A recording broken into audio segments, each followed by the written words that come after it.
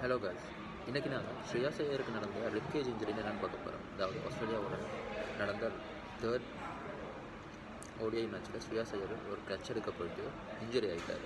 So அந்த இன்ஜுரிக்கு அப்புறம் அவர் Sydney ஹாஸ்பிட்டலில் ஐசியூவில் வச்சுருந்துட்டு அப்புறம் டிஸ்சார்ஜ் பண்ணியிருந்தாங்க.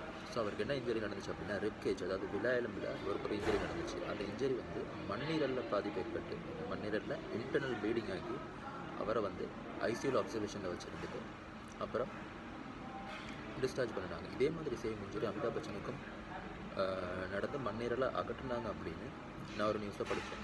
ஆனால் ஸ்ரேயாஸ் ஐயருக்கு அவ்வளவு சீரியஸாக போகல. பட் அந்த ரிஸ்க் எடுத்து அவர் அந்த கேட்ச் எடுக்க போனனால அவரோட ரிப்கேஜ் இன்ஜுரி நடந்திருக்கு. ஸோ என்னோட ஒன் ஆஃப் த ஃபேவரட் கிரிக்கெட்டை ஸ்ரேயாஸ் ஐயர். பிகாஸ் மெஷின் நோட்டில் ஸ்டார்ட் ஆகிடுச்சு அப்படின்னா அது நிற்காது. ஸோ கம்மிங் 14th, அதாவது நாளை மறுநாள் சவுத் ஆஃப்ரிக்காவோட ஒரு மேட்ச் நடக்க போகுது. ஸோ அதில் ஸ்ரேயாஸ் ஐயர் விளையாடுவார் நான் எதிர்பார்க்குறேன். ஸோ நீங்களும் எதிர்பார்க்குறீங்க அப்படின்னா இந்த வீடியோவை ஷேர் பண்ணுங்கள். பாய்.